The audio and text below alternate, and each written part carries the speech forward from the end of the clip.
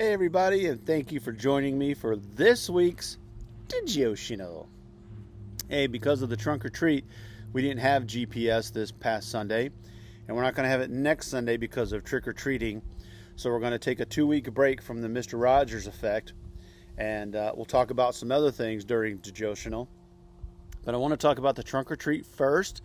Thank you so much to Ann McLaughlin and everyone else that participated in that. It was a lot of fun. We had a great time.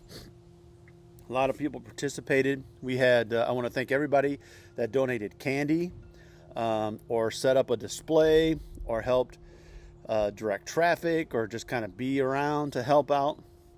I want to thank everybody that stuck around after worship on Sunday to help stack the chairs up and set up the tables around. We had to move it inside because of the weather. So we had to do some rearranging of the furniture inside. We even had visitors stick around Sunday and help with that. How cool is that? That's so awesome. So I want to thank everybody for putting all that together. Like I said, we had a great time. We had 71 kids and their families come through. And they all seemed to have a good time and enjoy it.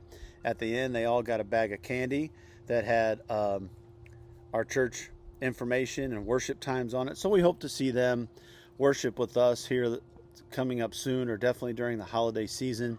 And we definitely proved that we are not just a church in our community, that we're a church for our community. It's a little events like this that help us with our mission to bring people to Christ and Christ the people. So I want to thank everybody for your participation in doing that. And again, thanks to Ann for organizing all of it. Also, I want to give congratulations to the team that got the most votes. Now, as each family came through, when they got to the end, before they got their bag of candy, they got to vote on their favorite display. And the winning display was, of course, a GPS team. GPS accounted for 4 different displays, I think, with their families and kids. So there was a group of middle schoolers that did costume dance party. And as kids came through, they were stopped in front of their tables and they played Monster Mash and they got to dance. They did the Monster Mash, and it was a lot of fun. The kids were dancing, having a good time. I got to bust a move or two. So it was fun. So they got the most votes, and their prize was a big hug from me. So I guess nobody else really wanted to win anyway. I'm not sure they wanted to win if that was the prize. But anyway, that was the prize. Second place went to the Simcoxes. They had an underwater theme. The Simcoxes never disappoint. They did a great job with their bubble bath theme last year. And they have a lot of fun. And they had their dog with them. So I think their dog got them a couple votes too, right? So who doesn't like a dog? So they got second place. And then third place went to a creepy cemetery. I don't know the exact name of the cemetery now. And Janet and Roland Hansen and Mary Lou Beck and a few other people were in charge of that. So they got third place. All of the pictures of all of the displays and the people that were there are on our church's Facebook page. So if you've not had a chance to look at those, just scroll up or down or whatever you are on your phone or computer and look at those pictures, and you can see all the different crazy ideas that we had. We had peanut butter and jelly, and we had a Santa Claus theme. We had pirates. It was fun. So a lot of imagination. Hopefully we can be back outside next year where we have more space and we can have more people and have a bigger, better time. But for what we had, we did well. And that brings me to this coming Sunday. Don't forget, it's 5th Sunday. We're having one service at 10 o'clock. It's a healing service. Now, we had 38 people that were there Sunday for the trunk or treat, running it at the different displays or managing traffic or whatever. We had 38 people, 39 if you count the Simcox's dog. And that was a good sign. I loved seeing that many people there to help the church do what we need to do and fulfill our mission. When Pastor Jay first got here, 6 months after he was here, we had a leadership retreat. So it was January, end of January, beginning of February of 2020. And Pastor Jay brought all kinds of ideas. And, we had talked a little bit in his little, I forget what you call them, little hometown meetings. I know that's not what we call them, but he has little sit-down meetings with all the different groups and small groups to find out everybody's vision and all. And then he brought all these ideas to the leadership retreat. And every time we got on a subject, we kind of hit a roadblock. We kind of stalled because we were hesitant to move forward. And we discovered that as a church, we're holding on to a lot of baggage.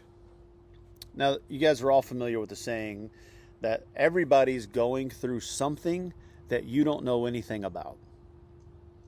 Because we all tend to put up a shield or a wall, and we put our best foot forward, and we put on a smiling face, even though behind all of it, we're struggling. And there were some thoughts shared that people are still trying to manage their feelings on the merger between our congregations, between Metropolitan Alton First and Godfrey First. There are still people trying to manage their feelings on moving from Gray Street to Airport Road. There are people still trying to manage their feelings on the pastoral changes that we've experienced. We had Pastor Don for 12 years, and then Pastor Steve for 3, and then we were 6 months into Pastor Jay's appointment when we had this leadership retreat. We still have people still trying to manage their feelings on the denomination split and everything going on with that issue. So there was a lot of stuff that came up, and there was hesitancy to move forward with a lot of things until we could put that baggage aside. We have this wailing wall outside the office at church and outside the choir room where people can go and write down their prayer concerns and on a card and fold them up and put them in this wailing wall. And then I know different groups go and pray over them. Pastor Jay prays over them. The youth group prays over them periodically. And then on Youth Sunday at the end of May, we burn all those prayer requests in a symbolic gesture like we're sending those concerns to God. Nobody ever reads them. Nobody ever looks at them. They're between the writer and God. And we need to do that with some of our baggage, with our merger and our move and our pastoral changes and denomination situation, let's say. We've got to stop trying to hold all that stuff in and stop trying to carry all those burdens ourselves, and we need to lift them to God. And that is part of the reason why they decided then in January of 2020 to have a healing service. And Pastor Jay and Pastor Steve Livengood talked about it then, that we were going to have it sometime around Easter of 2020. And then y'all know what happened. This little pandemic came and threw the whole world, the entire world, into a big kerfuffle. And nothing has been the same since, and very few things will be the same moving forward. Everything has changed. People have lost their jobs. People have lost some of their freedoms.